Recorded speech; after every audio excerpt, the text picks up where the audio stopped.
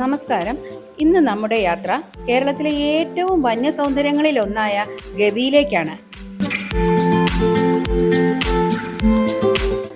Gavi Periyar tiger റിസർവിന് കീഴിലുള്ള ഒരു eco tourism സ്പോട്ടാണ്. പ്രകൃതിയെയും വന്യജീവികളെയും അടുത്തറിഞ്ഞുകൊണ്ടുള്ള യാത്രകൾ നമുക്ക് ഒരിക്കലും മറക്കാൻ സാധിക്കില്ല. ഇതൊക്കെയാണെങ്കിലും വന്യജീവികളെ കാണാനെന്ന ലക്ഷ്യത്തോടെ മാത്രം നാം കാടുകളെ സമീപിക്കുന്നത് നല്ലതല്ലെന്നാണ് എൻ്റെ ഒരു അഭിപ്രായം. നഗരജീവിതത്തിന്റെ തിരക്കുകളിൽ നിന്ന് മാറി പ്രകൃതിയോട് കൂടുതൽ അടുത്ത് നിന്നുകൊണ്ട് നമ്മെ ഒന്ന് ഡീടോക്സ് ചെയ്യാൻ ഗവി പോലെയുള്ള ഇടങ്ങൾ നമ്മെ സഹായിക്കും. ഫോറസ്റ്റിന്റെ പ്രവേശനാനുമതി ഇല്ലാതെ നമുക്ക് ഗവിയിലേക്ക് എത്താൻ കഴിയില്ല. അതുകൊണ്ട് തന്നെ പത്തനംതിട്ട ഭാഗത്തു നിന്നും വരുന്നവർ ആങ്ങാമുഴി ജംഗ്ഷനിലാണ് എത്തേണ്ടത്. അവിടെ നിന്നും ഇടത്തേക്ക് തിരിഞ്ഞു ചെന്നാൽ ഫോറസ്റ്റ് റേഞ്ച് ഓഫീസിൽ എത്താം.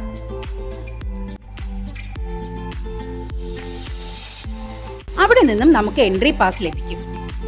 അതിനുശേഷം ആങ്ങാമുഴി ചെക്ക് പോസ്റ്റിൽ നമുക്ക് നമ്മുടെ എല്ലാ വിവരങ്ങളും, അതായത് വാഹനങ്ങളുടെയും യാത്രക്കാരുടെയും എല്ലാ വിവരങ്ങളും അവിടെ രജിസ്റ്റർ ചെയ്തിരിക്കണം.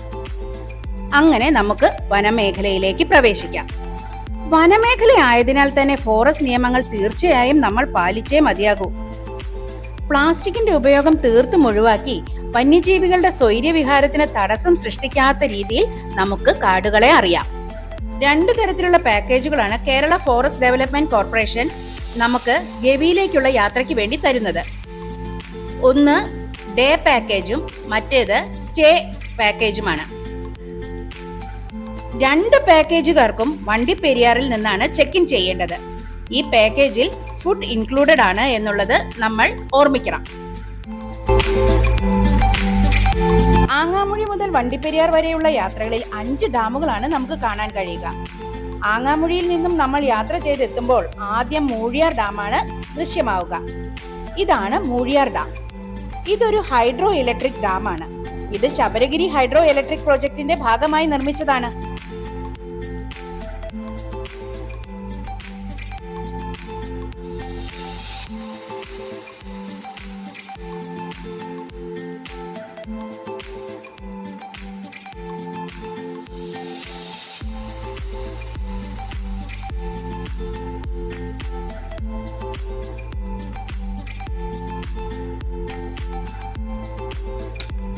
മൂഴിയാർ ഡാം കഴിഞ്ഞ് കുറച്ച് മുന്നോട്ട് പോകുമ്പോൾ തന്നെ മൂഴിയാർ സബ്സ്റ്റേഷൻ കാണാം. അവരുടെ ക്യാൻറ്റീനും ഡിസ്പെൻസറിയും എല്ലാം അതിനടുത്തായി തന്നെയുണ്ട്. ഇവിടുന്ന് ഏകദേശം 41 കിലോമീറ്ററാണ് ഗവിയിലേക്കുള്ള ദൂരം.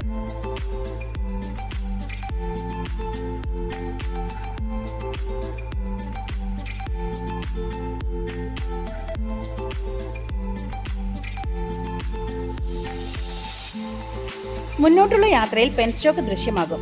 ഇത് ശബരിഗിരി ഹൈഡ്രോ പ്രോജക്ടിന്റെ ഭാഗമായിട്ടുള്ളതാണ്.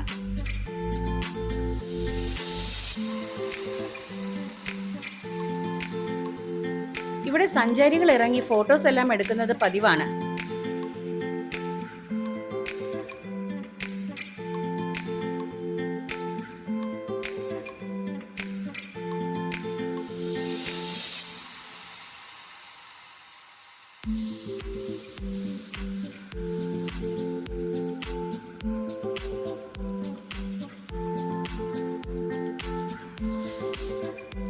ഗവിയിലൂടെയുള്ള യാത്രയിൽ നമുക്ക് പലയിടങ്ങളിലും ചെറിയ നീർച്ചോലകളും കാട്ടുമൃഗങ്ങളെയും പുൽമേടുകളും എല്ലാം ദൃശ്യമാകും. ഈ കാടിന് നടുവിലൂടെയുള്ള യാത്ര നമുക്ക് തീർച്ചയായും നല്ലൊരു അനുഭവം തന്നെ തരും.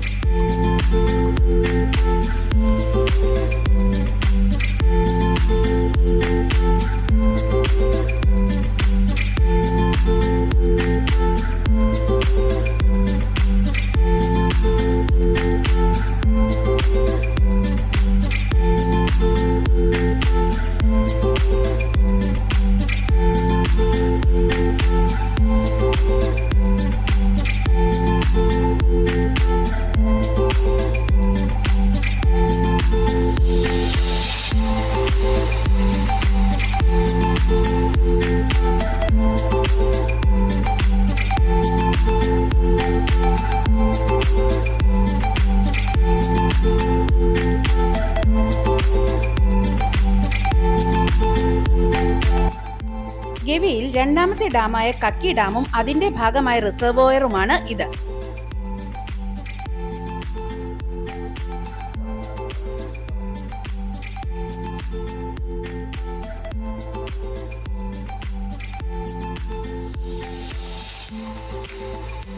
ഇവിടെ കുറച്ച് ട്രൈബൽ സെറ്റിൽമെന്റ്സ് എല്ലാം ഉണ്ട് കേട്ടോ.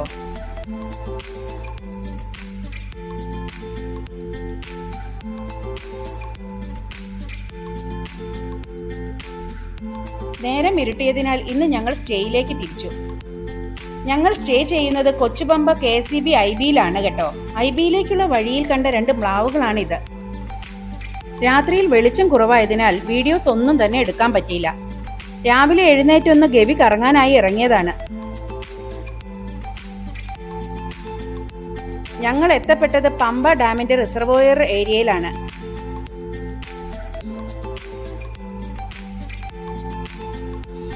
ഇത് പമ്പ ഡാമിൽ നിന്നും ആനത്തോട് ഡാമിലേക്ക് വെള്ളം കൊണ്ടുപോകുന്ന ടണലിന്റെ ഗേറ്റ് ആണ്. സുഹൃത്തുക്കളെ, ഇതാണ് പമ്പ ഡാമിന്റെ കാച്ച്മെന്റ് ഏരിയ. നല്ല ആനിമൽ മൂവ്മെന്റ് ഉള്ള സ്ഥലമാണ് കേട്ടോ ഇത്. ടൈഗറും ലെപ്പേർഡും കാട്ടിയും എല്ലാ തരം മൃഗങ്ങളും ഇവിടെ മൂവ്മെന്റ് ഉണ്ട്. ഏതോ പ്രെഡേറ്റർ ഭക്ഷിച്ച പോത്തിന്റെ തലയും എല്ലും എല്ലാം ഞങ്ങൾ അവിടെ കണ്ടു.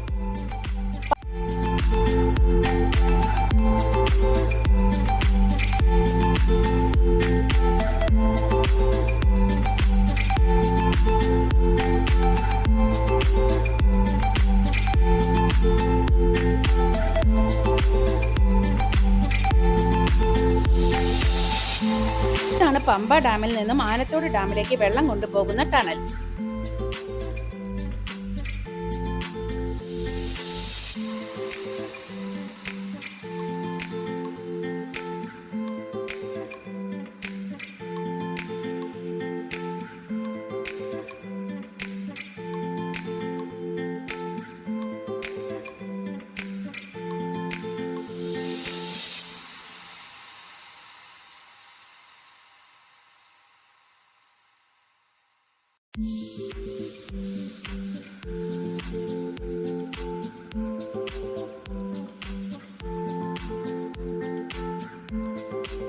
പമ്പ ഡാമിന്റെ കാച്ച്മെന്റ് ഏരിയ വളരെ വിശാലമാണ്. ഇത്ര മനോഹരമായ സ്ഥലങ്ങൾ നമ്മുടെ നാടിന്റെ സമ്പത്തായിരിക്കുമ്പോൾ അതിന്റെ സംരക്ഷണവും നമ്മുടെ കടമ തന്നെയല്ലേ? ഏതൊരു പ്രകൃതി സ്നേഹിക്കും തന്റെ വരും തലമുറയ്ക്ക് പകർന്നു നൽകാൻ ഇത്തരം കാഴ്ചകൾ കാത്തു സൂക്ഷിക്കേണ്ടത് അത്യാവശ്യമാണ്.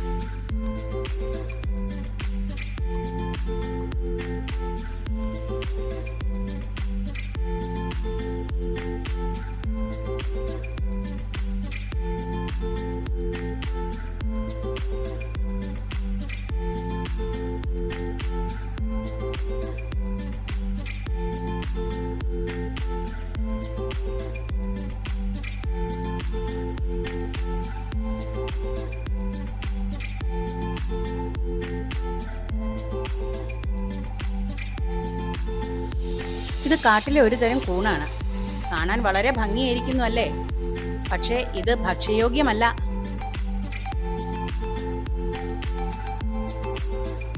ആനത്തോട് ഡാമിന്റെ സ്പിൽവേയിൽ നിന്നും ഷട്ടർ തുറക്കുമ്പോൾ പമ്പ നദിയിലേക്ക് വെള്ളം പോകുന്നത് ഈ വഴിയിലൂടെയാണ്.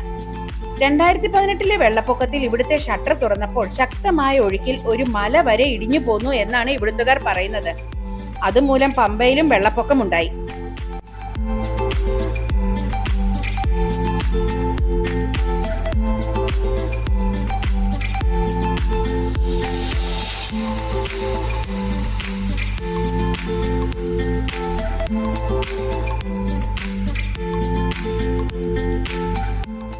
ഈ മലയുടെ ഭാഗങ്ങളാണ് ഒലിച്ചു പോയിരിക്കുന്നത്.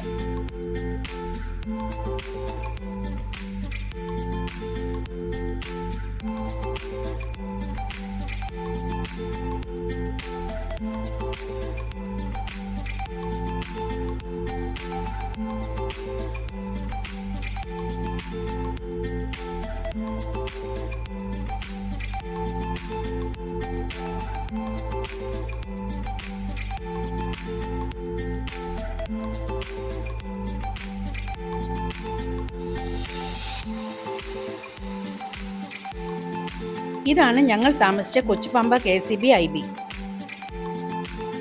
ഞങ്ങൾ താമസിച്ച KCB IBയിൽ നിന്നുള്ള കൊച്ചുപമ്പ ഡാമിന്റെ ദൃശ്യങ്ങളാണിത്.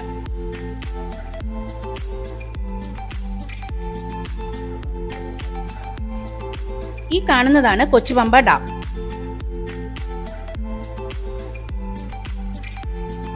ഇവിടെ നിന്നുള്ള ദൃശ്യങ്ങൾ വളരെ മനോഹരമാണ്.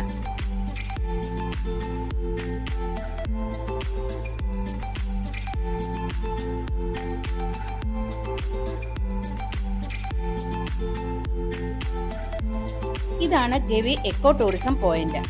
ഡേ ട്രിപ്പ് എടുക്കുന്നവർക്കും സ്റ്റേ ചെയ്യുന്നവർക്കും എല്ലാം ഉള്ള ഭക്ഷണവും താമസവും ഇവിടെയാണ് അറേഞ്ച് ചെയ്തിരിക്കുന്നത്.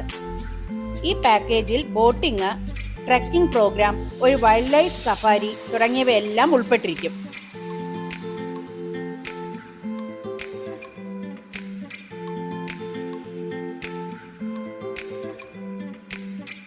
ബോട്ടിംഗ് പോയിന്റ്, KFDCയുടെ ഡൈനിങ് ഏരിയ തുടങ്ങിയവയെല്ലാം ഈ വഴിയിലൂടെയാണ് പോകേണ്ടത്.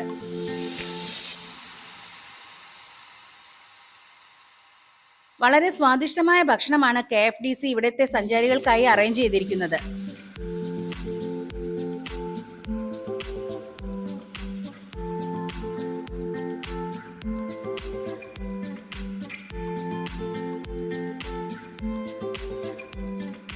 ഇതാണ് ഓർഡിനറി സിനിമയിൽ നമുക്കെല്ലാം പരിചിതമായ ഗവി ഡാം. പമ്പ നദിയുടെ കൈവഴിയായ ഗവിയാർ നദിയുടെ കുറുകെയാണ് ഗവി ഡാം നിർമ്മിച്ചിരിക്കുന്നത്. ഇതും ശബരിഗിരി ഹൈഡ്രോ ഇലക്ട്രിക് പ്രോജക്റ്റിന്റെ ഭാഗമായാണ് നിർമ്മിച്ചിരിക്കുന്നത്. 1990-ലാണ് ഇതിന്റെ പണി പൂർത്തിയായിരിക്കുന്നത്. ഗവി ഡാമിലൂടെ ഏകദേശം 10 മിനിറ്റ് ബോട്ടിൽ സഞ്ചരിച്ചാൽ ഇവിടുത്തെ പ്രശസ്തമായ നീർവീഴ്ച വെള്ളച്ചാട്ടം കാണാനാകും.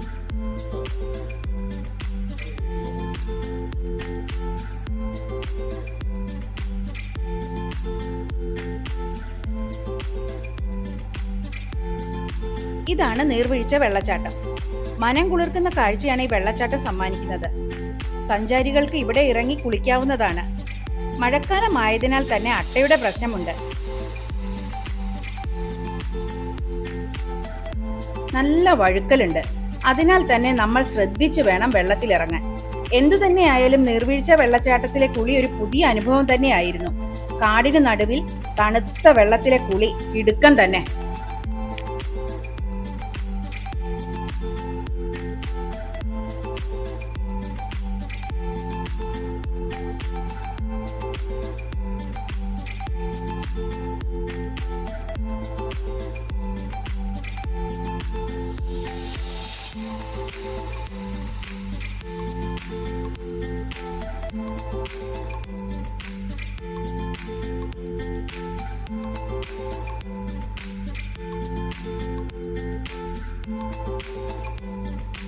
ഗവി ഡാം കഴിഞ്ഞ് മുന്നോട്ട് പോകുമ്പോൾ നമുക്ക് കുള്ളാർ ഡാം കാണാം. ഇതൊരു കൊച്ചു ഡാമാണ്.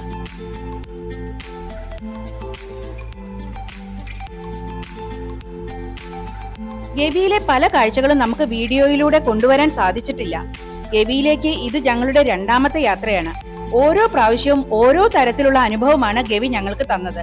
കാടുകളെയും പ്രകൃതിയെയും സ്നേഹിക്കുന്ന ഏവർക്കും ഗവിയിലേക്കുള്ള ഒരു യാത്ര സന്തോഷം നൽകുന്നതായിരിക്കും. ഞങ്ങളുടെ ഗവി കാഴ്ചകൾ അങ്ങനെ ഇവിടെ അവസാനിക്കുന്നു. അടുത്ത ഒരു വീഡിയോയുമായി ഉടൻ വരുന്നതായിരിക്കും.